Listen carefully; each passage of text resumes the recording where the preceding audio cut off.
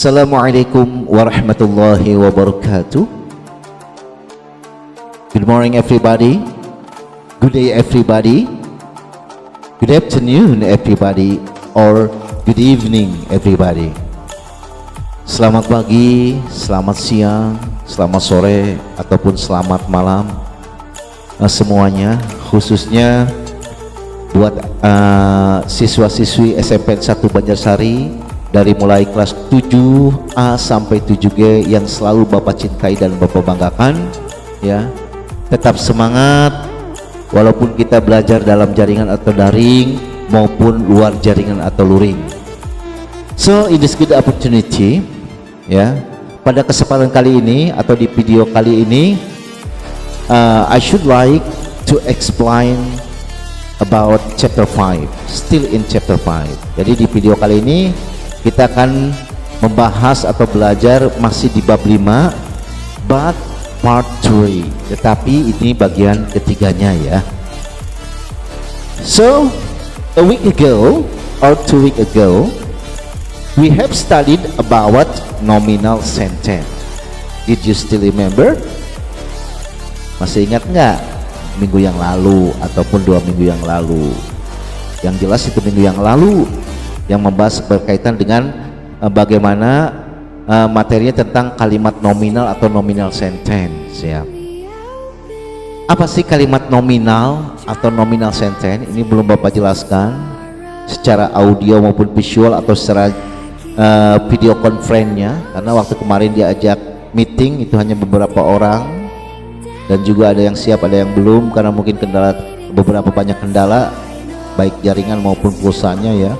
Padahal itu sudah dikasih sebagai itu dari kementerian, cuma kalian suka ganti nomor kendalanya itu, sehingga tadi, ya, harus menggunakan pulsa reguler. So nggak apa-apa, jadi Bapak bikin video pembelajarannya sekarang, ya. Sekali lagi, jadi minggu yang lalu kita sudah belajar berkenaan dengan kalimat nominal. Apa sih yang dimaksud dengan nominal sentence atau kalimat nominal? Jadi kalimat nominal atau nominal sentence itu dimana kalimat yang di dalamnya itu tidak mengandung kata kerja atau verbs, ya. Dalam bahasa Inggris kata kerja itu disebut dengan verb. Jadi ada kalimat tapi tidak ada kata kerjanya. Nah, kenapa bisa disebut seperti itu? Sedangkan susunan kalimat itu, jika kalian membuat sebuah kalimat itu harus terdiri daripada subjek atau pokok kalimat, ya, atau kata ganti orang, diikuti oleh predikat atau verb, ya, diikuti oleh objek, maka jadilah sebuah kalimat. Nah, karena ini disebut yang tidak membutuhkan verb, kata kerja, maka disebut dengan kalimat nominal. Nah, sekarang kalau tidak ada kata kerja atau verb, apa yang digunakan di situ? Yang digunakan adalah to be, dimana kemarin itu to be yang sudah Bapak jelaskan, ya, di materinya. Walaupun tidak secara audio visual, to be itu terdiri daripada am, are, dan is. Nanti disesuaikan dengan subjeknya atau pokok kalimatnya. Jadi yang sudah dikasih contoh itu kemarin subjek, di mana kata ganti, ya, kata ganti sebagai subjek. Kan kemarin itu dilampirkan sama Bapak sedikit materi berkaitan dengan pronoun atau kata ganti dan juga macam-macamnya. Nah, salah satunya diantaranya pronoun atau kata ganti sebagai pokok kalimat atau subjek atau personal pronoun atau kata ganti orang, ya. Subjek atau pokok kalimat baik itu I, you, we, they, she, he ataupun it itu diikuti oleh to be. To be-nya apa? Am, are atau is. I diikuti oleh to be am, you, we, they, are, she, he, it, is, seperti itu, ya. Plus adjective. Kalau kemarin komplemennya atau objeknya itu bisa objek, komplemennya bisa objek, bisa juga adjective atau kata keterangan. Tapi di situ kemarin contohnya subject followed by to be plus adjective. Jadi subjek diikuti oleh to be, am, or is diikuti oleh kata sifat. Maka disebut dengan kalimat nominal karena tidak ada verbnya. Nah, itu sekilas mengenai nominal sentence, ya. Lebih jelasnya nanti akan Bapak jelaskan di dalam materi di dalam di bab 5 ini di bagian ketiganya. So before going to explain it, as usual, let's sing a song together.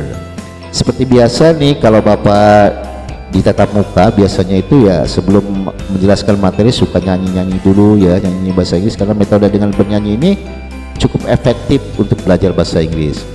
Nah, judulnya kali ini berkaitan dengan if you're happy and you know it's sung.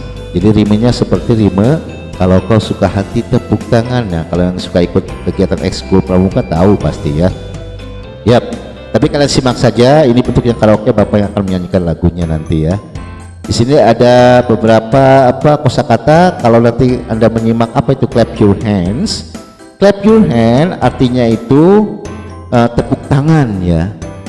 It means tepuk tangan. Kalau stamp your feet artinya injakan kaki.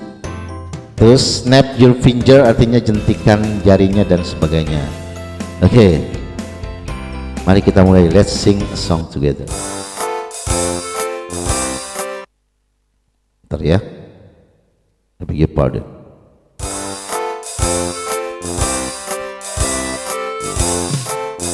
If you're happy and you know it, clap your hands. If you're happy and you know it, clap your hands. If you're happy and you know it, and you really want to show it. If you're happy and you know it, clap your hands. If you're happy and you know it, stamp your feet. If you're happy and you know it, stamp your feet. If you're happy and you know it, and you really want to show it. If you're happy and you know it, stamp your feet. If you're happy and you know it, snap your fingers. If you're happy and you know it, snap your fingers. If you're happy and you know it, and you really want to show it. If you're happy and you know it, snap your fingers. If you're happy and you know it, shout hooray, hooray. If you're happy and you know it, shout hooray, hooray. If you're happy and you know it, and you really want to show it. If you're happy and you know it, shout hooray, hooray. If you're happy and you know it, clap your hands. If you're happy and you know it, clap your hands. If you're happy and you know it, and you really want to show it. If you're happy and you know it, clap your hands. If you're happy and you know it, and you really want to show it. If you're happy and you know it, clap your hands. Oke, give applause please. Kasih tepuk tangannya. Kalau Bapak bilang give applause, it means kasih tepuk tangan buat Bapak ya. Oke, thank you very much. Oke, next. So, nah di sini open page 108, buka halaman 108, di mana di 108 we will discuss or we will learn about the speaker statement about the things. Jadi di bab 5, masih di bab 5 ya, berkaitan dengan pada pertemuan ketiga atau bagian ketiganya ini, kita akan belajar atau akan membahas tentang pernyataan si pembicara tentang sesuatu. Nah, di mana sesuatunya ini bisa merujuk ke benda atau kepada binatang dan yang lainnya. Dan di video kali ini Bapak juga akan menjelaskan sekilas mengenai bentuk tenses. Apa sih itu tenses? Tenses itu a verb which show the time, di mana kata kerja yang menunjukkan bentuk waktu. Jadi tenses ini bagian daripada English grammar atau grammar bahasa Inggris atau tata bahasa Inggris ya. Jadi kalau kalian belajar bahasa ya otomatis ada undang-undang bahasanya, ada tata bahasanya. Kalau tidak menggunakan tata bahasa, capruk naranya. Kalian membuat sebuah kalimat misalkan bentuk waktu lampau, kalian buat bentuk sekarang, kan nggak nyambung seperti itu ya. Nah, di pertemuan kali ini nanti akan dibahas bentuk tenses nama bentuk simple present tense ya.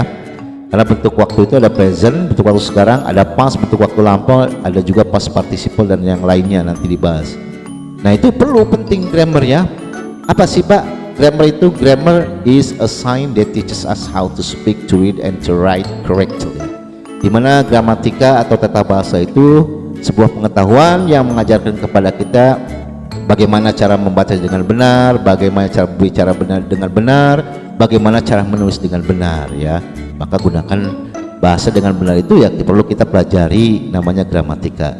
So I repeat once more, in chapter 5 part 3 we will learn about the speaker statement about the thing. Jadi di bab 5 ini, masih di bab 5 bagian ketiga, kita akan membahas tentang pernyataan-pernyataan si pembicara tentang sesuatu ataupun benda, dan juga nanti ada bentuk tensesnya simple present tense. Oke, next. Ya, sebelumnya nanti, sebelum Bapak jelaskan, I should like to read first. Bapak akan bacakan dulu. Silakan kalian buka halaman 108, open please page 108. Ketika ada bentuk perintah seperti itu ya buka halaman. Page itu artinya halaman. Nih di sini Anda lihat, di sini ada page. Page itu artinya halaman ya. Observing and asking questions. Bapak bacakan dulu ya. Jadi kali ini kita akan mengobservasi dan juga akan mengajukan pertanyaan. We will work in groups. We will list the speaker's statement about the thing. Jadi kita akan kerja kelompok nih ya. Jadi biasanya kalau di tatap muka itu ada dibagi menjadi beberapa kelompok bagian gitu, beberapa kelompok. Ketika bahasa Inggris ada kelompok 1, 2 dan seterusnya, juga sama mapel yang lain juga bikin kelompok, memudahkan kita nanti ya. We will work in groups. Jadi kita akan bekerja dalam kelompok. We will list the speaker statement about the thing. Kita akan membuat list itu jadwal ya.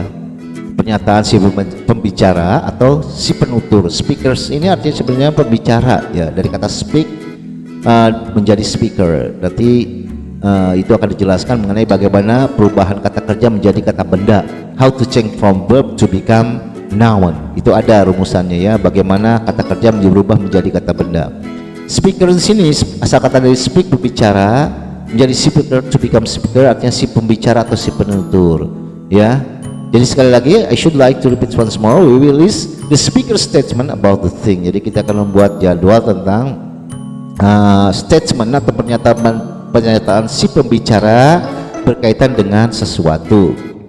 Here are what we will do. Nah inilah apa yang mesti kita lakukan atau kerjakan ya. Berikut ini yang kita lakukan, seperti itu kalau diartikan dalam bahasa Indonesia. Here are what we will do. We will work in group. Jadi kita akan belajar dalam kelompok nih, atau secara berkelompok. First, we will study the example carefully. Jadi pertama-tama kita akan pelajari contoh-contohnya dengan cermat atau dengan teliti atau dengan hati-hati. Kalau di sini diartikan cermat saja mau Bapak ya, hati-hatilah, atau cermat. We will study the example carefully. Jadi kita akan pelajari contoh-contoh, di mana contoh tadi kaitan dengan beberapa dialog, karena ini berkaitan dengan subpokok bahasanya, the speaker statement about the thing. So we will study the example carefully. Jadi pertama-tama kita akan pelajari dulu contoh-contoh dengan cermat atau dengan benar atau dengan hati-hati. So we will copy and handwrite them in our notebook. Jadi kita akan mengkopikan dan juga menulisnya di buku kita. Notebook itu ya buku atau buku catatan lah gitu ya. Jadi kamu kopikan lagi, kemudian kamu tulis kembali apa yang ada di situ ya, kemudian ditulis di buku tulisnya. Second, kedua, we will discuss to find the speaker's statement about the thing. Jadi kita akan mendiskusikan untuk apa yang ditemukan oleh kita akan mendiskusikan temuan-temuan si penutur, pernyataan si penutur tentang sesuatu gitu ya. So we will discuss to find the speaker's statement about the thing. Third, every one of us will handwrite the sentence on a piece of paper. Jadi ketika semuanya, setiap dari kita nanti ya, itu akan menulis tangan atau menulis kalimat per kalimat di kertas lembar atau pada kertas lembar. Finally, in each group, we will read all sentence to each other orally. Jadi pada akhirnya setiap kelompok tadi akan membacakan all the sentence, semua kalimat-kalimat ya, to each other, satu sama lain dengan secara lisan. Jadi kalau di kelas itu ya kalau tadi suruh bacakan satu grup siapa aja, gantian nanti tiap kelompoknya membacakan, karena tadi mengobservasi nih dialog-dialog tadi, kalimat-kalimatnya kemudian dibacakan per kalimat satu sama lain per kelompok tadi secara lisan atau orally. Next. Wait a minute. We will use dictionary. I repeat once more. We will use a dictionary. Kita akan gunakan kamus, sebuah kamus. Nanti kalau kalian sudah punya ya, gunakan kamusnya. Jangan kamusnya itu jangan disimpan, ataupun misalkan kalau punya Google Translate ataupun kamus digital lain boleh digunakan seperti itu ya. Jadi tidak dulu mah zaman Bapak itu harus beli kamus saja. Jadi kalau salah satunya syarat kalian ingin bisa bahasa Inggris minimal punya satu referensi dictionary atau kamus gitu ya. Oh sekarang banyak kok, zaman sekarang itu canggih, ada Google Translate, ada aplikasi-aplikasi yang berkaitan dengan terjemahan berbagai bahasa dan lain sebagainya. We will spell the words correctly. Jadi kita akan mengucapkan kosakata dengan benar atau kata-kata dengan benar atau secara benar. When we are writing, we will say the words loudly, clearly, and correctly. Ya, ketika kita sedang menulis, ya. We will say the words, kemudian kita akan mengatakan perkata atau perkata secara lantang, atau loud itu keras atau lantang, secara lantang, clearly secara jelas, dan juga correctly dengan benar atau secara benar. When we are writing, we will say the words loudly, clearly, and correctly. Nanti ini bagaimana Anda cara pengucapan kosakata dengan benar, ada metodenya ya. How to pronounce the word well, bagaimana kita mengucapkan kosakata dengan benar. Jadi when we are writing, ketika Anda nulis nih, kalau di rumahnya ditulis, Bapak balik lagi kita. Jadi nulis, kada ada reading, disitu ada bacaan, ditulis salah. Nah kemudian sambil menulis tadi, ketika menulis kita katakan ucapan kosakata tadi dengan lantang, karena belajar bahasa Inggris itu membaca itu tidak boleh dalam hati, beda, harus lantang biar kalian jelas tadi, biar jelas dan juga benar. When we are writing, I repeat once again, when we are writing, we will say the words loudly, clearly, and correctly. If we have any problems, we'll go to our teacher for help. Jadi ketika kita menemukan masalah, artinya dalam seputar pembelajaran tadi, we will go to our teacher for help. Kita akan pergi, bahasa Indonesia mengunjungi, maksudnya ya, mengunjungi guru kita untuk minta bantuan. Kita bisa di kelas apa, Pak, kumaha maksudnya, kan langsung didiskusikan seperti itu ya. Oke, itu bentuknya, bentuk apa?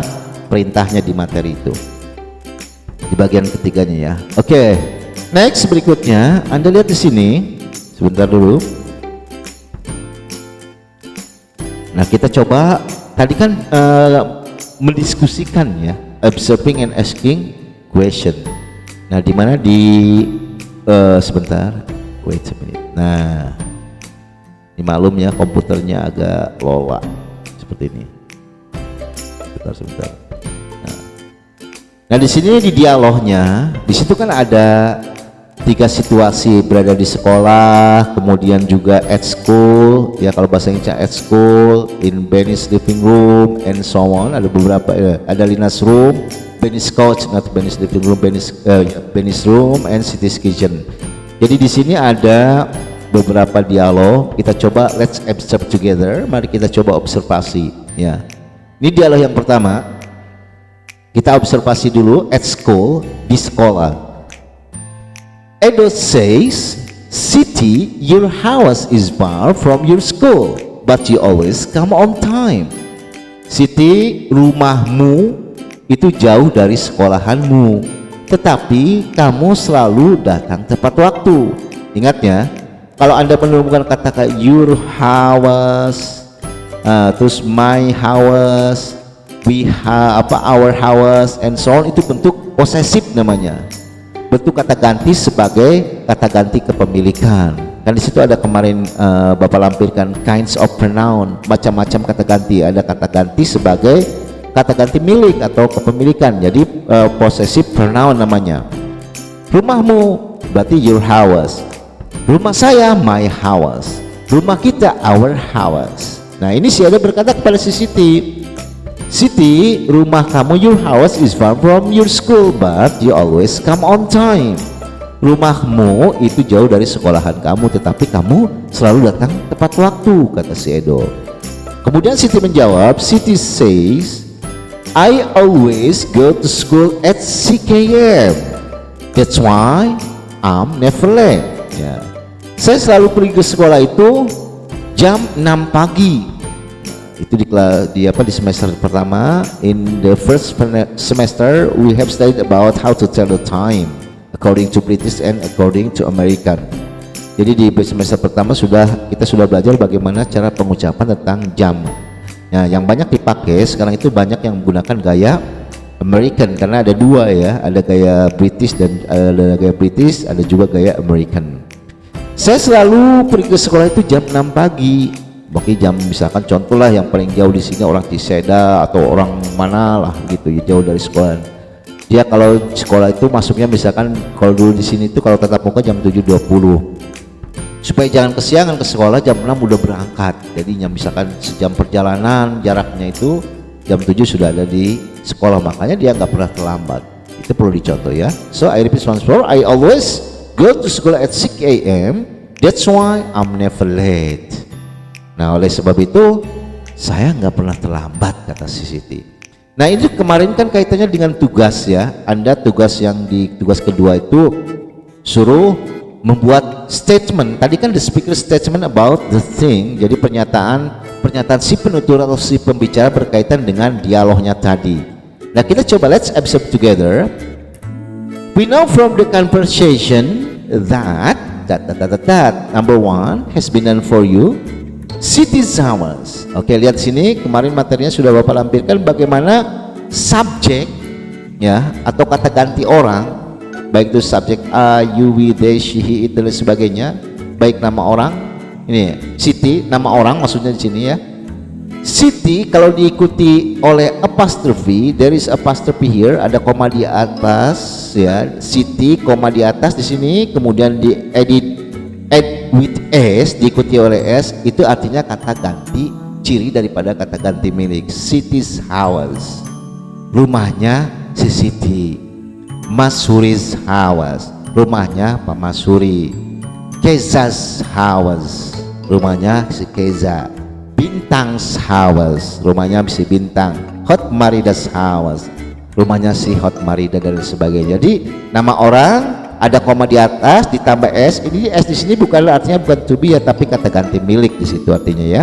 City's house, Budi's house, City's book, Keza's book, Bintang's book, and so on. Jadi ingat kalau nama orang diikuti oleh koma di atas ditambah s, ini artinya kata posesif, termasuk kategori posesif atau kata ganti milik diikuti oleh bendanya, nounnya house. City's house berarti di sini city's house di sini ini fungsinya sebagai subjek ya, walaupun ada house-nya di sini, maksudnya di sini kembali kepada subjek apa? It biasanya. City's house itu bisa diganti dengan kata ganti it. It ini kan bisa merujuk kepada sesuatu ataupun benda atau binatang. City's house berarti subjek di sini ya, city house diikuti followed by to be. Lihat sini to be-nya apa? Is. Karena kemarin di penjelasan materi itu subjek, kalau subjek I, subjek orang pertama tunggal saya, itu harus diikuti oleh to be am. Jadi yang hanya menggunakan to be am tadi itu cuma subjek orang pertama tunggal saya, I, berarti I am. Kalau you, we, they itu diikuti oleh to be are. She, he, it diikuti oleh to be is. Nah, karena city's house ini bisa diganti dengan merujuk kepada sesuatu, artinya rumahnya milik si Siti, maka bisa diganti dengan it, boleh di situ. It is far atau city's house is far from her school. Dari sini lihat, di sini objeknya, but she always comes on time. Ini karena Bapak tidak bisa menggunakan ini ya, sebentar dulu, harus ditulis ini ya. But she always comes on time. Anda lihat sini, subjek she di sini diikuti oleh verb come. Nih, asal kata dari come, came, come. Jadi sebenarnya kalau kalian pelajari grammar itu harus bisa pahami dulu, harus memahami dulu apa yang dimaksud dengan regular verb atau kata kerja beraturan dan irregular verb dan kata kerja tidak beraturan. Itu bisa kalian pelajari ya, bisa dibuka di kamus tuh. I'm sorry. Jadi bisa di kamus itu biasanya di pertengahan kamus, yang kalau kamus yang biasa ya, tapi kalau John M. Ecole tidak ada itu. Kalau kamus biasa itu ada suka warna yang berbeda. Nah itu termasuk diantaranya kita bagian daripada irregular dan regular verbs atau regular verbs and irregular verbs berikut tensesnya ya. Jadi harus pahami dulu kata kerja nih, lihat di sini. Ini kan kata kerjanya comes. Come di sini asal kata come tanpa s. Karena ini bentuknya bentuk simple present tense, maka verbnya harus ditambah s. Nanti setelah ini ya, Bapak jelaskan subject she. Nah di sini she, baik he atau it, maka predicate atau verbnya itu harus diikuti oleh s. Nah, tambahkan s, add with s. She always comes, seperti itu ya. Makanya itu pelajari dulu irregular verb dan regular verbnya. Yang susah itu irregular verb ya, ratusan ribuan bahkan jutaan itu ya. Jadi kata kerja, semua kata kerja tapi yang tidak beraturan. Kenapa tidak disebut irregular verb, kata kerja tidak beraturan? Karena polanya tidak beratur. Kalau kalian menghafal irregular verb, kalau Bapak dulu kalau mempelajari irregular verb itu ada metodenya, dibagi dulu. Nanti kalau yang sudah pernah belajar grammar tahu tuh ada 5 kelompok atau 5 bagian dari irregular verb. Ada yang bentuk subjek, bukan subjek, ada bentuk verb 1, verb 2, and verb 3 itu memiliki pola yang sama gitu ya. Nah ada juga verb 1 itu maksudnya bentuk kata kerja dasar ya, biasanya itu bentuknya bentuk present.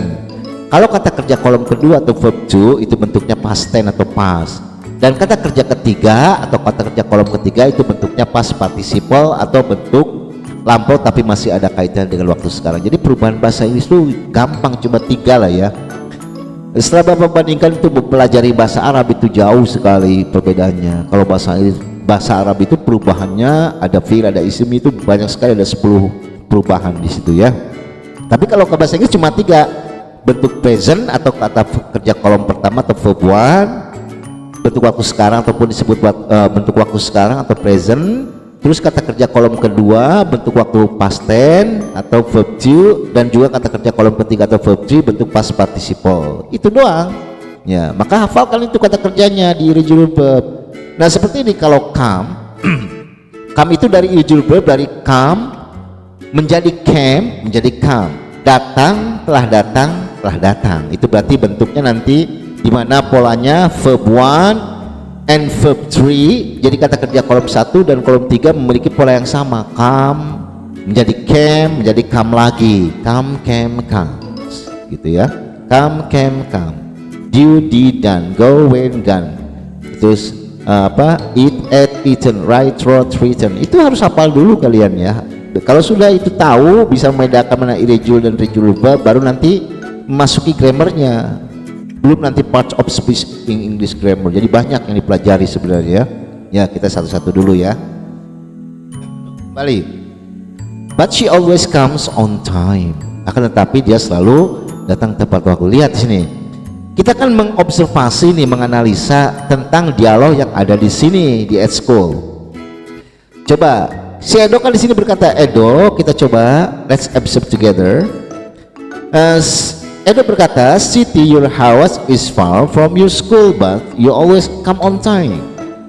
Jadi kitanya ini sebagai si pengobservasi tadi mengobservasi. Jadi kan membicarakan orang ketiga di dialog tersebut. Siapa yang bicara tadi? Si Edo. Nah, bagaimana pernyataan si Edo? Kata si Edo itu, si Siti, rumahmu is far from your school. Jadi pernyataannya Siti's house, jadi rumahnya si Siti, terus diikuti oleh bagaimana keadaannya? Is tetap is, far from. Nah, jangan your school lagi di sini karena ini pernyataan si Edo, tapi karena ini milik rumahnya si Siti perempuan maka her. Nah itu kembali dilihat di situ di materinya, bagaimana perubahan how to change from pronoun as subject to become pronoun as object. Jadi lihat kamu di situ ya, di mana kata ganti, perubahan kata ganti sebagai pokok kalimat berubah menjadi objek dalam kalimat atau berubah menjadi posesif. Nah kalau di sini her school, jadi sekolahnya. Dan di sini kalau di sini kan your school, karena si Edo bicara langsung ke si Siti. Nah, ini kan termasuk direct speech namanya, kalimat langsung, di mana si Edo ngobrol ke si Siti. Tapi kalau kita karena mengobservasi, maka kita yang mengobservasi orang ketiga ini, berarti her school, dari sekolahnya. But she, nah she ini merujuk kepada the word she here refers to the city. Subjek she ini kan subjek orang ketiga untuk perempuan, bisa diganti dengan nama orang.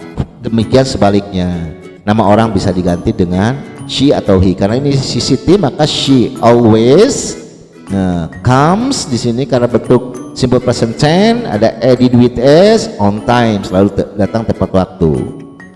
Terus next, kemudian she is, karena kita mengobservasi nih sesuai dengan based on the text or according to the text.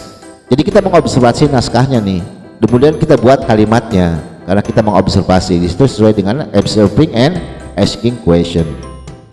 She is never, she, kita lihat she, berarti apa pernyataan ketika Siti bilang, lihat sini, I always go to school at 6 a.m.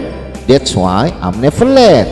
Nah she is disambungkan lagi kalimatnya, tidak cukup di situ. She diikuti oleh subjek, diikuti oleh to be is, karena she never late. Tuh lihat situ, dia kan tidak pernah terlambat, dia bilang I'm never late. Maka kita bilang karena si Siti yang ngomong sebagai subjek orang ketiga, maka kita bilang she is never late. Why? Because she goes to school at 6 a.m. Kenapa? Karena dia selalu pergi ke sekolah, atau dia pergi ke sekolah setiap harinya itu di jam 6 pagi. Nanti kita akan bahas nih. Ini bentuk contoh kalimat bentuk simple present tense. Subjek nih diikuti oleh go, kata kerjanya di situ ada beberapa aturan-aturan bagaimana kata kerja ada yang ditambah es sama s saja, seperti go to become goes. She goes to school at 6 a.m. Makanya pernyataan seperti itu. We know from the conversation that Siti's house is far from her school, but she always comes on time. She is never late because she goes to school at 6 a.m. Nah itu pernyataan yang pertama. Number one has been done for you. Nah sekarang bagaimana yang kedua? Next, number two, Lina's room. Nah itu maksudnya ini satu ini berkaitan dengan keadaan. Kita tahu bahwasanya dari percakapan, berdasarkan percakapan pendek tadi, bahwa rumah Siti itu jauh dari sekolahnya, tetapi ia selalu datang tepat waktu. Dia tidak pernah terlambat karena dia pergi ke sekolahnya jam 6 pagi. Nah sekarang next, berikutnya nanti ya. Nah sekarang bagaimana kita bisa mengetahui dari percakapan tentang situasi ruangan atau kamar si Lina. Nah ini di sini kan number 2. Next, number 2, Lina's room is bla bla bla bla bla. Nah Anda buat kalimatnya pernyataan statement speakers about the thing ini sesuaikan dengan according to the text, according to the short dialogue. Ini banyak yang salah kemarin ya tugasnya. Ada yang benar, banyak yang benar juga, tapi Bapak lihat tuh kok jawabannya sama gitu ya, sama percis gitu. Apakah copy and paste saja, dikopikan punya temannya, atau kirimkan aja boleh via WA, nanti saya copy and paste, bisa juga gitu ya. Sebab tahu sih Bapak mah itu ya, tapi gak apa-apa. Usahakan itu walaupun misalkan salah, tapi kan dari hasil kalian sendiri ya. Belajar jujur di situ, belajar karakter namanya ya, kejujuran. Ya kembali. Nah sekarang kita observasi, let's observe in Lina's room. Kita coba mengobservasi nih, bagaimana kita mengetahui percakapan di kamarnya si Lina. We know from the conversation, maksudnya we know from the conversation that number 2 Lina's room is bla bla bla bla. Kita tahu dari percakapan atau dari dialog bahwasanya, nah lihat sini dialognya, Siti says, Siti berkata, in Lina's room itu di kamar atau ruangan si Lina ya. Lina, your room is very unique. Lina, kamarmu itu sangat unik. It has thing. Nah di sini merujuk maksudnya merujuk kembali kepada kamar si Lina atau Lina's room. Lina's room, nah, bisa diganti dengan Lina's room has things with many different color and shape. Jadi kamar si Lina tadi ini memiliki banyak benda atau bentuk yang berbeda dan juga warna atau corak yang berbeda. If I repeat once more, it has things with many different colors and shape. Jadi kamarnya itu memiliki sesuatu yang berbeda ya, warna-warna yang berbeda, warna-warni dan juga corak atau bentuk yang berbeda. Nah kata si Siti. Kemudian Lina menjawab, Lina say, yes, that's right. Ya, benar itu. It has two pink chairs, a red bed, a rectangle table. Ya benar. Ya kamar saya itu ya memiliki dua kursi berwarna merah muda, karena kalau perempuan kan identik dengan warna merah atau merah muda atau merah marun gitu ya. A red bed. Jadi sebuah kamar tidur berwarna merah, a rectangle table. Itu juga berkaitan dengan sebuah meja yang bersegi empat, kata si Lina. Jadi ya kata si Lina benar.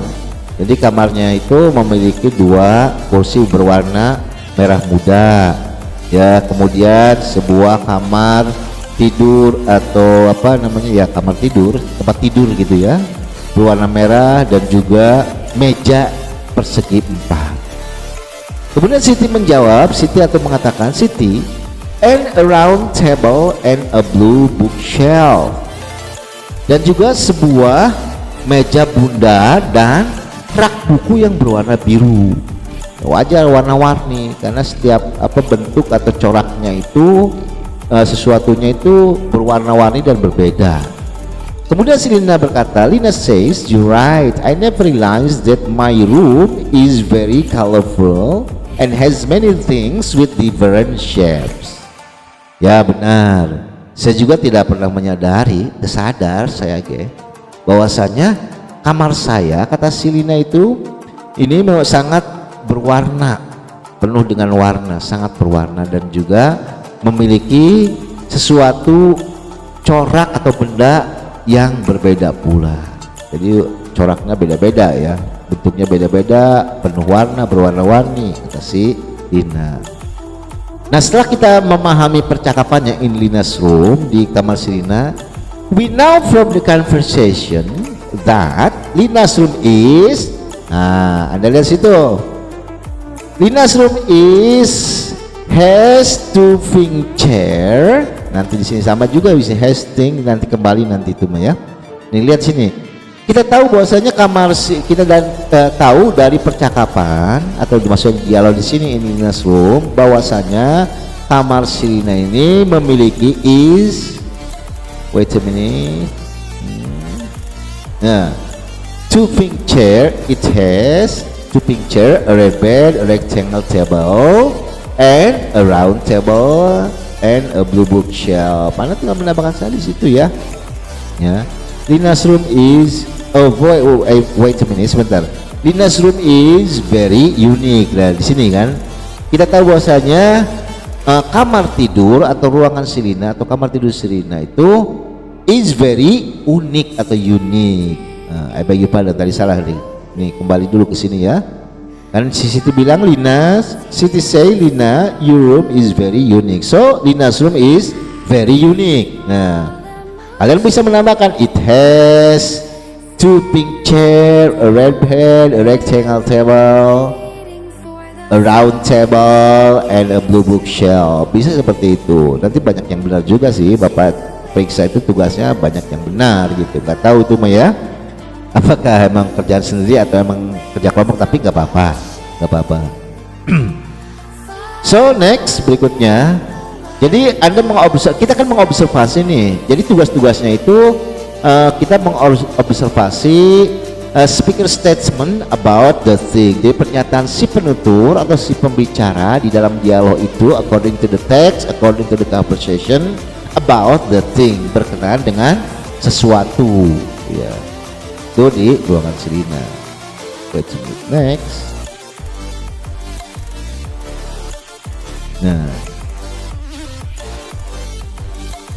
Nah sekarang yang ketiga, soal berikutnya ini kan berkaitannya dengan nanti tugas kalian ya, tapi kita coba observasi dulu. Benny's couch. Nah ini situasinya berada di ruang tamu si Benny. Si Udin berkata, Udin say, Benny, your couch is very comfortable. Si Udin berkata, Benny, sofa kamu itu sangat nyaman. Ya sofana kan empuk, kalau bahasa kita mah nyaman sekali, pas didudukin empuk pisan gitu, comfortable itu nyaman. Nyaman ya, I beg your pardon. When Benny berkata, thank you, I like this couch too. Terima kasih, saya juga sangat menyukai sofa ini, kata si Benny. And I like the color. Edo say, and I like the color. Saya juga sangat menyukai warnanya. Kemudian Udin berkata lagi, Udin says, yeah, I like dark brown too. Ya saya juga suka warna coklat gelap, kata si Udin. Kemudian saya berkata, Edo say, and you have a very big TV. It's awesome. Awesome ya. I repeat once more, and you have a very big TV or television. It's awesome. Jadi awesome itu awesome itu artinya luar biasa atau amazing gitu ya. Wah, amazing, great, excellent. Nah sekarang kita coba observasi Benny's couch. Nah bagaimana kita tahu nih? Kita tahu dari percakapan bahwasanya Benny's couch is bla bla bla bla. Bahwasanya sofa si Benny titik-titik di sini Benny's couch seperti biasa ini ya. Ini apa subjeknya diikuti oleh to be. Benny's couch is, coba lihat di sini, Benny, your couch is very comfortable, kata si Udin.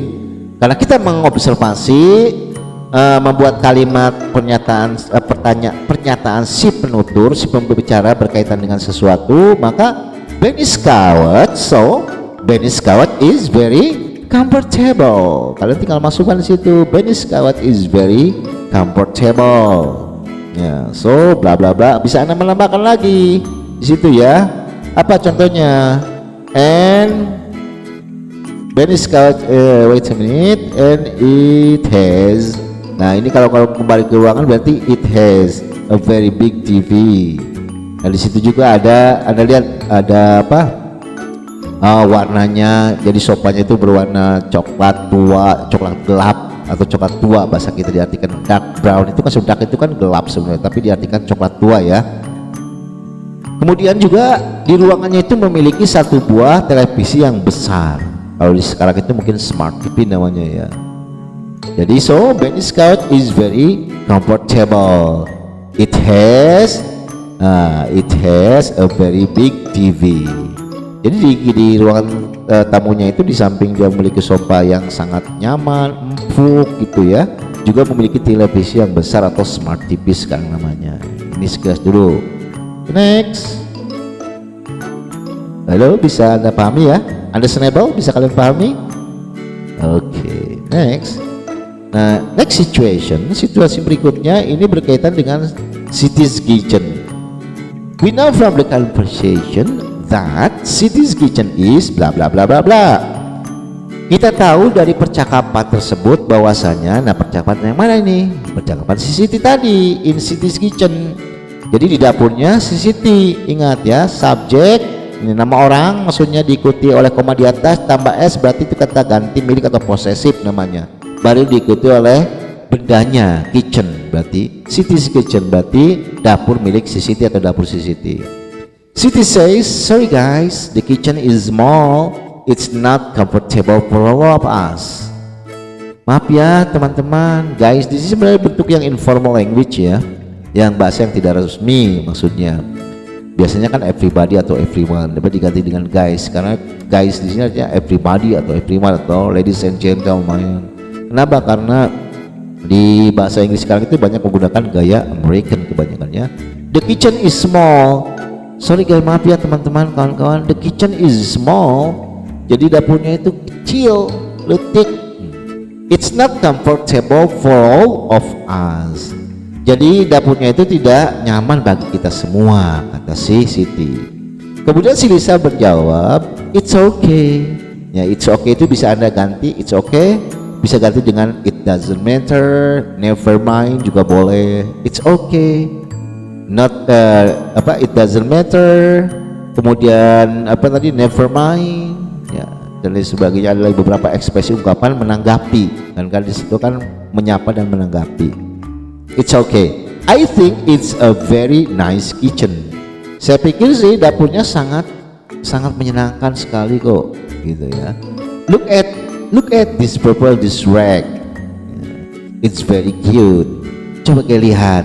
Tuh, dapurnya kan itu memiliki rak piring berwarna ungu.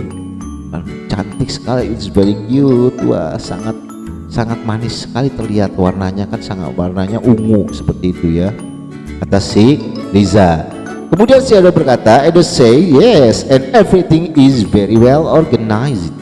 It's a very neat kitchen. Ya, segala sesuatu hal yang ada di dapur si Siti maksudnya itu very well organized. Jadi sangat tertata rapih ya. Organisasi itu tersusun, bisa dijadikan tersusun atau tertata, tersusun rapi atau tersusun baik. Well organized itu tersusun dengan baik atau tertata dengan baik. It's a very neat kitchen.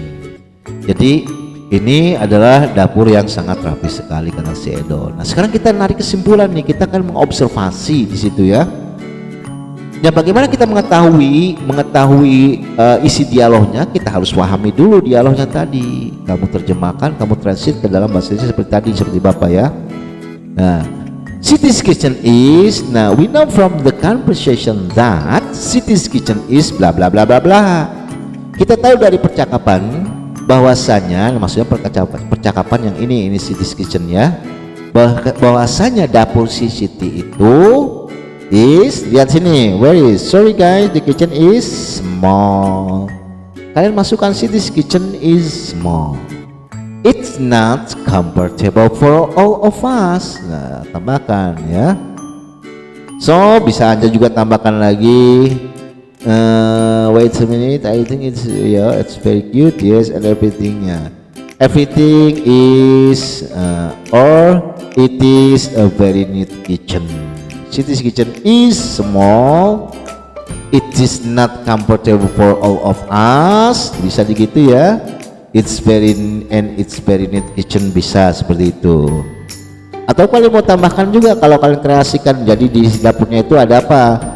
Seperti tadi. Look at this purple. Di sini ada look at this purple dish rack. Jadi dapurnya Siti itu Siti's kitchen has berarti ya. Kenapa? Karena it di sini Siti's kitchen itu merujuk kembali kepada kata ganti it. It is atau it has. Maksudnya dapur si Siti tadi memiliki apa?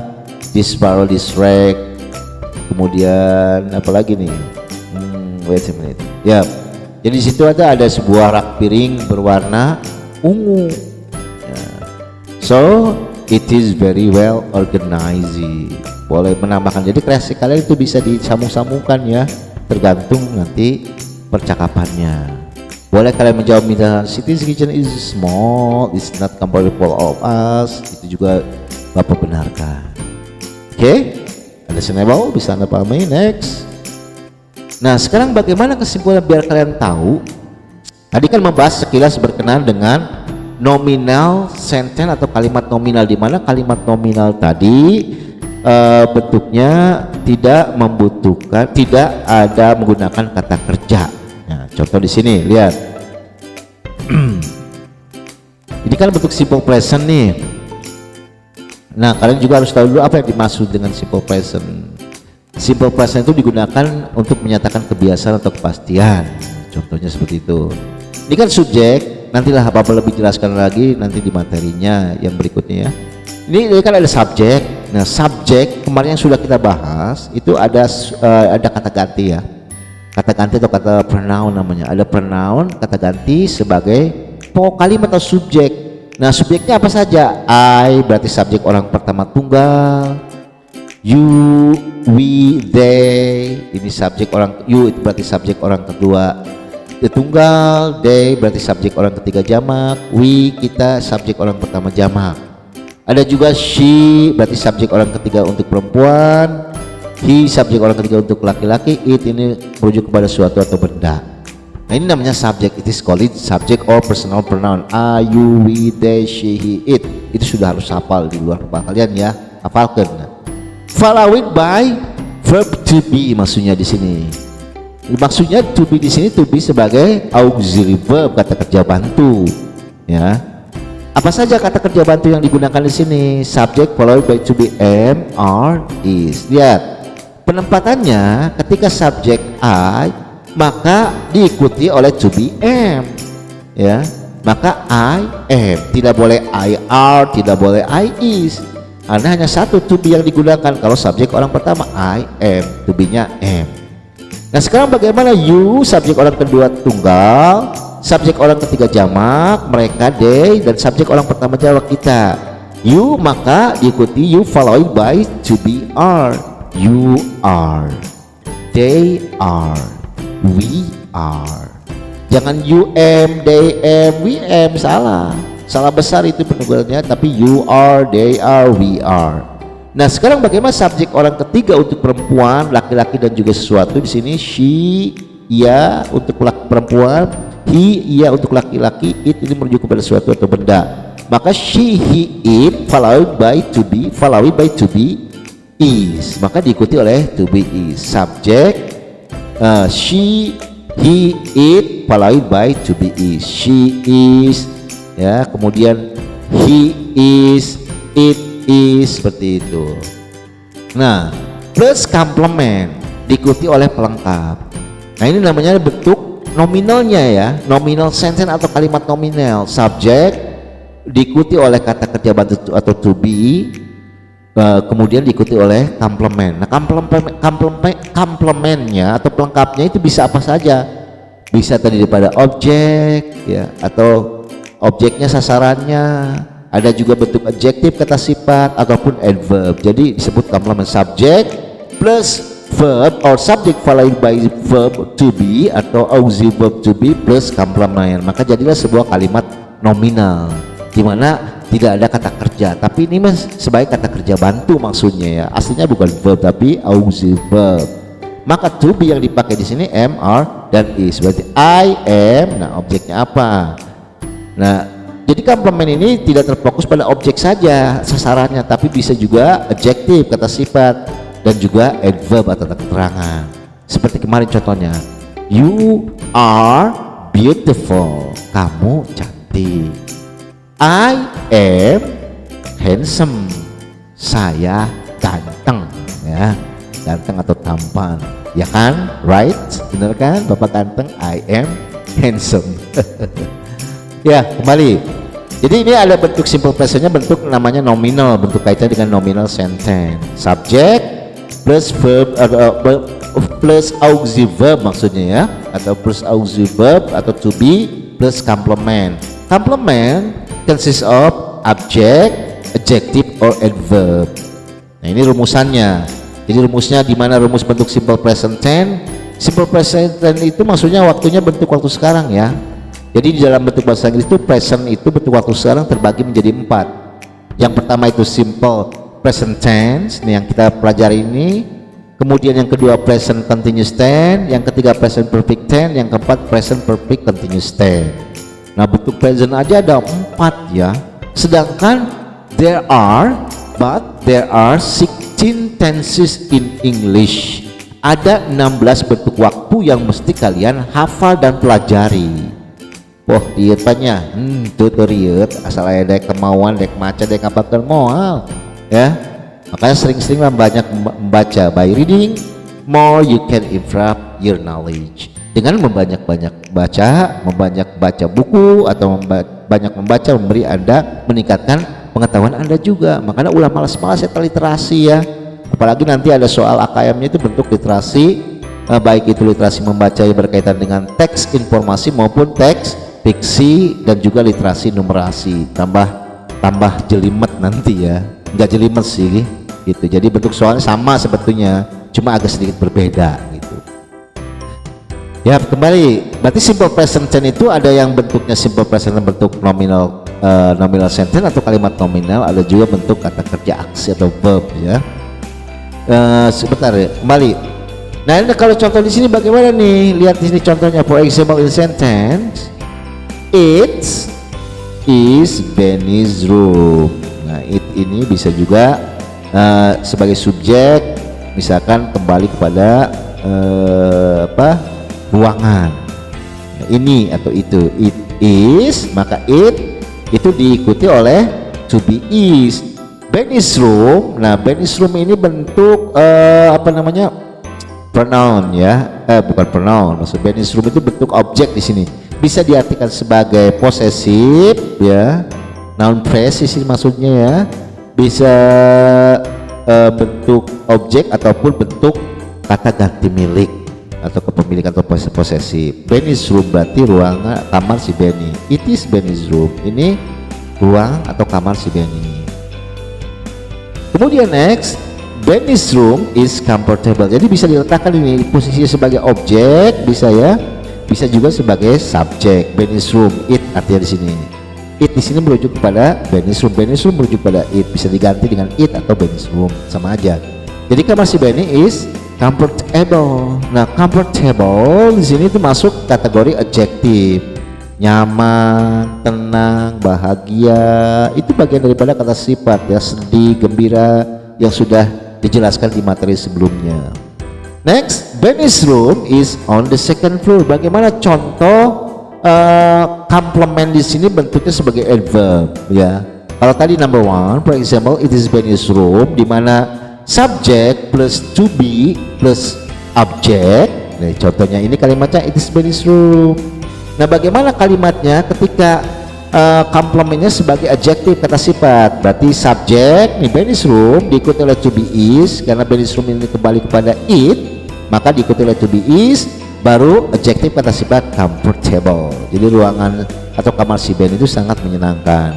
Nah, bagaimana nanti subjek diikuti oleh to be tapi komplementnya bentuknya adverb, kata keterangan. Seperti contohnya, for example, in sentence, Benny's room is on the second floor, for example.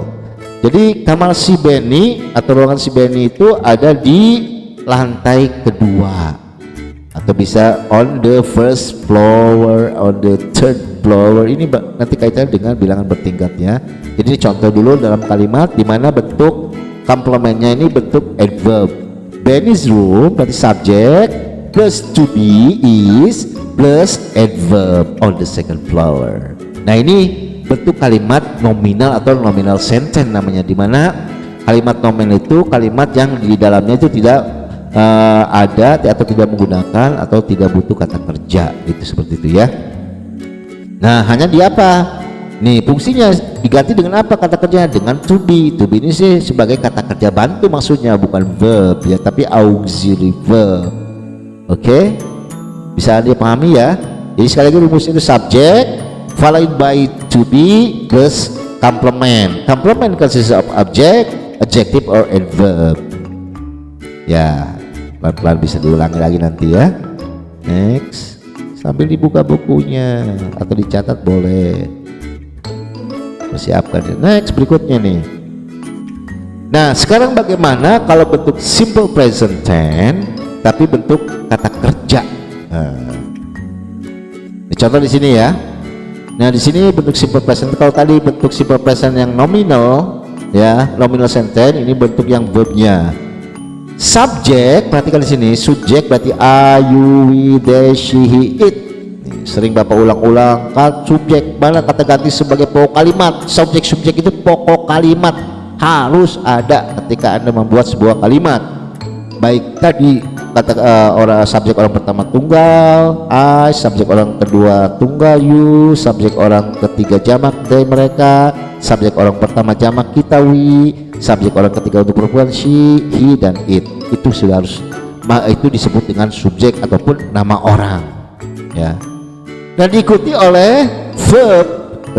Verb di sini kata kerjanya, lihat di sini ada verb one, ada juga verb. Ini lihat aturannya ya, di dalam bentuk simple present tense rumusnya atau formulanya. The formula can be subject plus verb one added with s or es. Nah, contoh di sini plus complement atau objek. Jadi rumusnya, ketika Anda membuat sebuah kalimat bentuk simple present tense, so the formula can be subject followed by verb one plus s or es plus complement. Jadi apa kita rumusnya? Jadi setiap, bukan matematika saja atau fisika atau kimia ya memiliki rumus, bahkan di bahasa Inggris itu banyak rumusnya. Ini berkaitan dengan tenses nantinya. Rumusnya banyak. Saat ini baru simple present ya, satu rumus berarti. Sedangkan bentuk present itu ada 4, berarti Anda harus menghafal rumus 4 rumus tuh. Kali 16 kali 4, bayangkan itu kalau Anda nggak dipelajari dari sekarang mumet nantinya ya. Banyak-banyaklah membaca dan menghafal. Kembali. Jadi subjek diikuti oleh kata kerja bentuk pertama verb one. Nah, verb one itu kata kerja bentuk kata kerja dasar maksudnya atau infinitif. Go, terus juga apa? Do, write, sit, itu bagian dari kata kerja gitu ya. Nah, ada juga to infinitive, kata-kata kerja dasar yang diikuti oleh to go, to do, to write dan sebagainya. Maka diikuti oleh tadi subjek diikuti oleh verb one. Nah, ini Ayu Dewi itu oleh verb one. Nanti bagaimana nanti kita jelaskan. She, he, it verb one atau infinitive plus s or es. Nanti ada contohnya. Ini nih, ini rule-nya ya, aturannya atau formulanya. Bagaimana Anda membuat sebuah kalimat bentuk simple present tense. Nah, sekarang lihat contohnya. For example, in sentence, I go to school at 6 a.m. Saya pergi ke sekolah pada jam 6 pagi. Anda lihat subjeknya I, lihat diikuti oleh verb one, go. Nah, tidak boleh tambah s di sini, go saja, nggak goes ya. Kalau emang subjeknya I, bisa juga diganti dengan apa? You go to school, kamu pergi ke sekolah. Kalau ini kan I go to school. Nah, ini kan objek, subjek plus verb one plus complement ataupun objek. Dimana complement tadi kan ada bentuknya objek. Anda lihat kalau lagi sini ya, complementnya itu bisa bentuk objek, bisa adjektif, bisa adverb. Nah, maksudnya begitu. Complement, kalau Bapak bilang complement itu terdiri pada objek, bisa objek, adjektif atau kata sifat ataupun adverb, kata keterangan. Kembali, saya pergi ke sekolah berarti subjek diikuti oleh kata kerja bentuk pertama atau kata kerja dasar atau infinitif go, pergi artinya, to school berarti objek ya. Contohnya at 6 a.m. berarti adverb of time, itu kata keterangan waktu juga penambahannya ya. Saya pergi ke sekolah pada jam 6 pagi. Lihat polanya, subjek bisa juga diganti subjek I ini dengan apa? Dengan you go, they go, we go to school, you go to school, they go to school. Kalau ini kan I go to school, saya pergi ke sekolah. Kalau you go to school, kamu pergi ke sekolah. They, mereka pergi ke sekolah, they go to school. Kalau we go to school, kita pergi ke sekolah. At 6 a.m. tepat pada jam 6 pagi hari. Nah, sekarang bagaimana polanya, rumus yang kedua, ketika Anda mau membuat sebuah kalimat di mana subjeknya orang ketiga baik untuk laki-laki maupun perempuan atau sesuatu. She, he kan ia untuk perempuan ya, berarti subjek orang ketiga yang kita bicarakan tapi perempuan. She ini kan bisa nama orang, bisa juga diganti dengan nama orang. Misalkan saya si Marwi, si Ipat gitu ya. Lalu kalau untuk perempuannya, kalau he ia untuk laki-laki, si Kasman, si Kasdik misalkan, for example, itu bisa diganti dengan nama orang. It ini bisa juga bisa merujuk pada sesuatu atau binatang atau benda. Nah, kalau she, he, it subjek orang ketiga tunggal, baik she, he, it itu harus diikuti oleh verb one, kata kerja masif verb one tadi, kata kerja dasar atau kata kerja bentuk kolom pertama diikuti oleh s ataupun es. Ini ada rumusannya bagaimana verb tadi, kata kerja apa saja nanti aturannya, ada yang menggunakan s, ada yang menambahkan s, ada juga yang menggunakan is. Contoh misalkan contoh nih, for example in sentence, untuk contoh dalam kalimat subjeknya siapa? She, Siti. Nah, nama orang ini Siti kan kembali kepada she, bisa di sini nih. Jadi she itu bisa diganti dengan nama orang, tapi perempuan, si Siti, si Marwi. Marwi goes gitu ya. Kenapa jadi goes? Nanti ada aturannya dan selanjutnya, nanti slide selanjutnya ya. Jadi kalau go maka harus ditambah es ta. Siti goes, Marwi goes, Ipat goes to school at 6 a.m. Jadi bukan si Siti saja, si Siti atau si Keza goes to school, Bintang goes to school ya, Siti goes to school at 6 a.m. Jadi si Siti itu pergi ke sekolah jam 6 pagi. Nah ini baru bentuk kalimat positif, karena nanti kalian itu ada bagaimana buat how to make positive, negative, and interrogative sentence. Bagaimana membuat kalimat positif, kalimat biasa, kemudian kalimat negatif penyangkal, ada juga kalimat pertanyaan atau interrogative sentence. Ini baru kalimat positif ya. Bagaimana kita how to make negative nanti di pertemuan berikutnya. Bagaimana kita merubah kalimat positif menjadi kalimat negatif atau penyangkal. Kalau ini kan positif. Nah kembali sekarang kalau she bagaimana? She, lihat ini tetap she juga sama, she goes to school at 6 a.m. atau he goes, bisa diganti she dengan he. Ia, ya kalau di sini kan ia perempuan, maksudnya ia pergi ke sekolah jam 6 pagi. Atau he goes sama ia, tapi ianya untuk laki-laki, goes to school at 6 a.m. So ini formula bagaimana bentuk simple present tense, bentuk ada verbnya atau kata kerja. Ya, kalau tadi yang sebelumnya itu nominal sentence, kalimat nominal tapi bentuk simple present tense, tapi ini bentuk simple present yang ada verbnya, kata kerjanya. Berarti subject followed by verb one, or subject she, he, it followed by verb one plus s or es. Oke, lebih jelasnya next slide saja. Nah, nanti kita bisa ulangi lagi nanti ya. Nah lihat nih rulesnya, aturannya. Oke, simple present tense verbs for he, she, or it and singular nouns. Jadi gimana maksudnya ini rulesnya, aturannya? Jadi kata kerja itu baik subjeknya he, it, dan singular noun, dan juga kata benda yang tunggal. Nah spelling rules ini aturan sini ya. Ini contohnya, with most verbs add s. Jadi kebanyakan kata kerja itu ditambahkan s. Contoh misalkan nih, ikan with most verbs, jadi kebanyakan dari kata kerja itu add ditambah s biasa. Contoh, for example, live atau live, bukan live ya, live to become lives, bisa ada tinggal ya.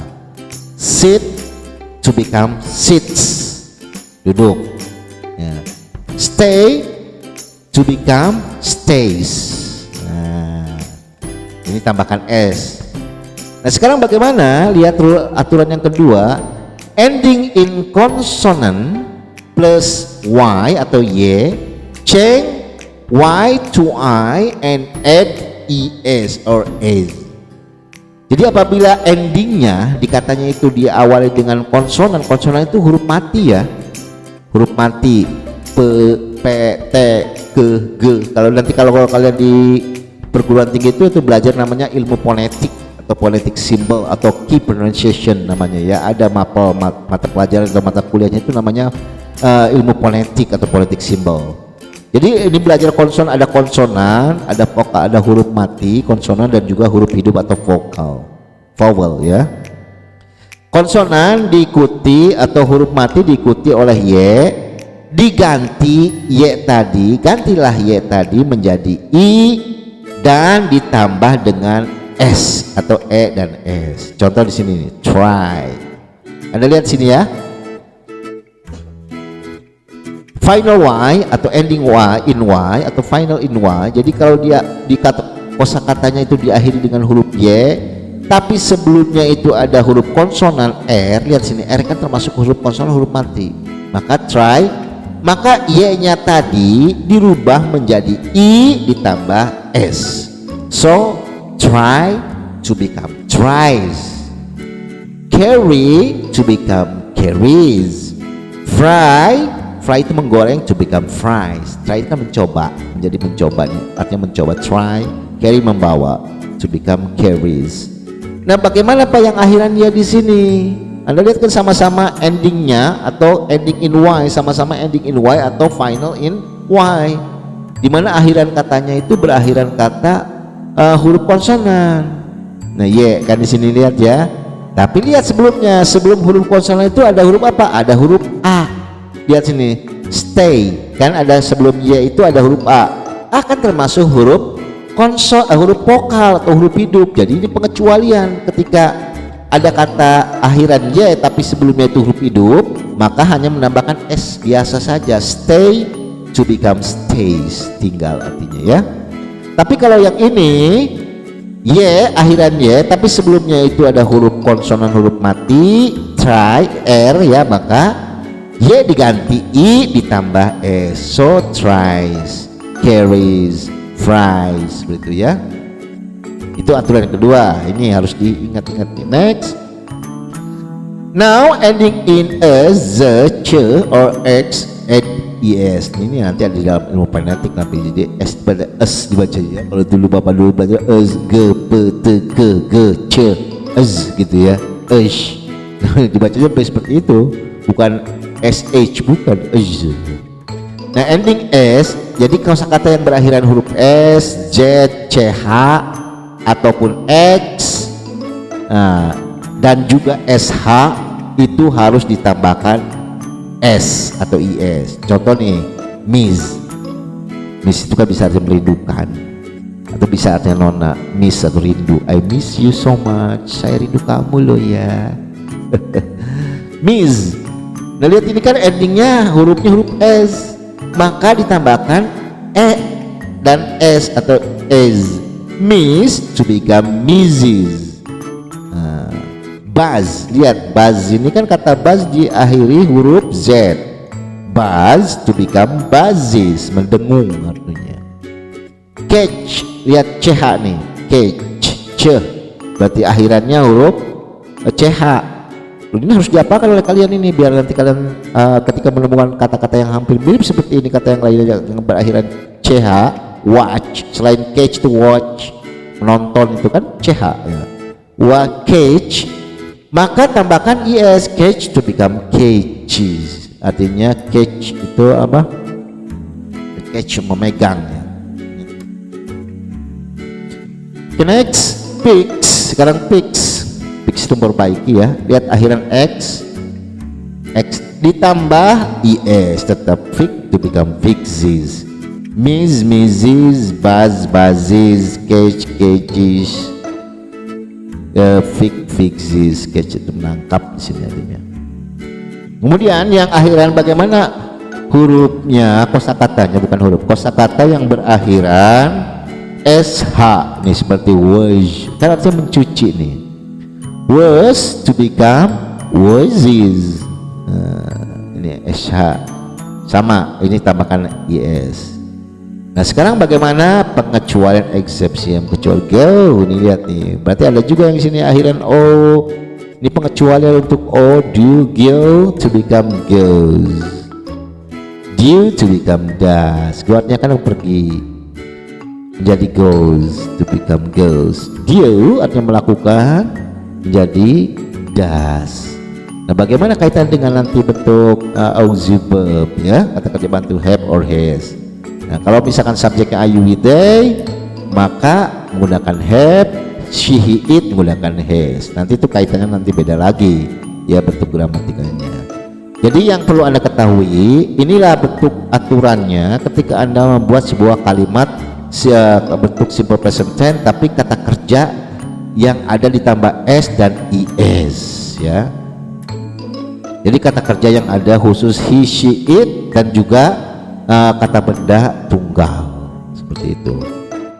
Sekali lagi, jadi kebanyakan kata kerja itu ditambah s. Nah seperti ini contohnya, yang akhiran huruf y tapi sebelumnya itu huruf mati harus diganti menjadi i dan ditambah is. Ini contohnya. Kemudian kosakata yang berakhiran s, z, ch atau x itu harus ditambah is dan juga sh. Nah tambah is nih, kecuali dan ini pengecualian o, go dan do to become goes dan does. Bisa Anda pahami? Oke, next. Berikutnya. Oke, next berikutnya ya. Nah ini tadi sudah aturannya, bagaimana nanti perubahannya, lihat sini nih. Yang subject simple present tense berarti subject followed by verb s or es. Ada verb 1, ada verb 1 plus es. Ingat aturannya di sini tadi, di mana ada aturannya subject diikuti oleh kata kerja pertama, bentuk pertama atau infinitif. Ada juga kata kerja pertama diikuti oleh s atau is. Untuk apa? Untuk subjek she, he, atau it. Nah sekarang kita lihat bagaimana contohnya dalam kalimat. For example, wait a minute. Nah ini kan subjeknya you, they, we, atau are, we, they, you, ditambah verb 1 she, are, you, we, they. Maksudnya are, you, we, they plus verb 1 she, it plus verb 1 added with is or es. For example, Benny, ini kan Benny subjek orang ketiga. Benny itu bisa diganti dengan he di sini ya. Iya, artinya orang ketiga. Maka diikuti oleh verb 1 is. Nah kalau di sini, nih contoh dari have or has maksudnya ya di sini ya. Ini pemakaian have or has. I beg your pardon. Ini pemakaian daripada have dan has. Benny berarti kan subjek orang ketiga, maka harus diikuti oleh has, bukan have. Benny has itu bisa sebenarnya kan to be itu atau kata kerja bantu tidak ada artinya, cuma karena dia membantu kalimat, ketika menjadi sebuah kalimat maka memiliki arti atau makna. Seperti ini have or has, kalau berdiri sendiri tidak ada arti, tapi kalau dibuat menjadi sebuah kalimat maka artinya memiliki. Benny has atau mempunyai, Benny has a very big TV. Si Benny ini memiliki sebuah televisi yang sangat besar atau smart TV kalau sekarang ya. Nah bagaimana kalau dua orang nih, karena dua orang ini kan ini kan bentuknya singular noun, ini kan plural. Benny and Siti, nama orang itu si Benny dan si Siti ya, ada dua orang, berarti itu jamak. Kalau jamak you, we, they mereka, artinya kalau subjek orang ketiga yang kita bicarakan lebih dari satu orang, maka menggunakan have. They have or Benny and Siti have a very big television. Itu bedanya, bagaimana penggunaan have or has. Understandable? Bisa Anda pahami? Oke, mungkin cukup sampai di sini dulu untuk pertemuan ketiga. Nanti ada juga pertemuan berikutnya. Ini sekilas membahas bentuk kalimat nominal, nominal sentence, dan juga bentuk simple present tense. Oke, sebelum kita akhiri pertemuan video kali ini di bagian ketiga, masih di bab 5. Kita coba dulu nyanyi dulu ya, goodbye song. Oke, hiburan dulu. I beg your pardon.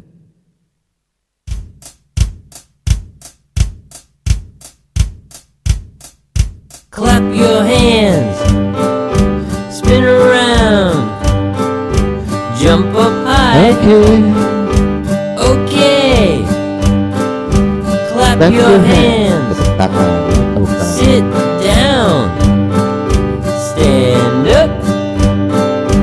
1, 2, 3, 4.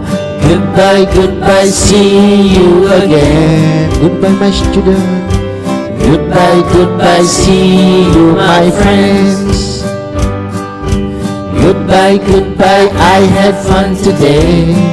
I had fun today, saya ceria hari ini. I have fun today. Okay. Stomp your feet, Injakan kakinya ke bumi. shake your body, Shake itu goyangkan. stand still. Sikap sempurna. Okay. Stomp your feet, turn left, Okay. turn right.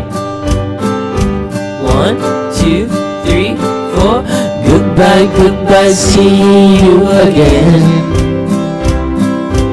Goodbye, goodbye, see you my friends. See you, sampai jumpa lagi ya, sampai ketemu lagi. Goodbye, goodbye, I have fun today. Oke.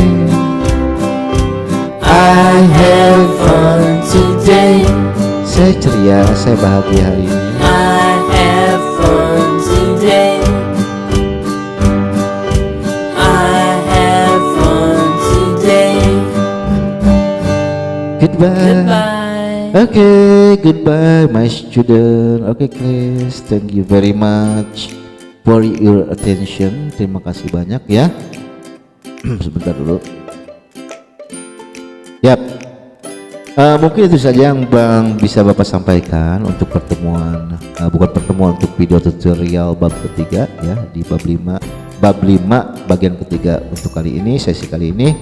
Nanti kita coba, nanti kalau emang Anda belum memahami dengan sepenuhnya, nanti bisa nanti kita di Jimit ya, dicoba. Kalau usahakan nih, kalau Google Meeting, ketika meeting atau video conference itu usahakan semuanya hadir gitu. Jadi Bapak menjelaskannya bukan satu-satu, amun hiji-hiji mah 2 3 bisa 4 nu hadir atau kan capek meni sekalian begitu sekaligus ya. Nanti khawatirnya nih pasti banyak di antara kalian yang masih bingung berkaitan dengan simple present tense. Nanti kita akan bahas di Jimit saja di pertemuan akan datang. Oke, see you later next. Sampai ketemu, sampai jumpa lagi di pertemuan yang akan datang. And the last I say you, wassalamualaikum warahmatullahi wabarakatuh. Bye.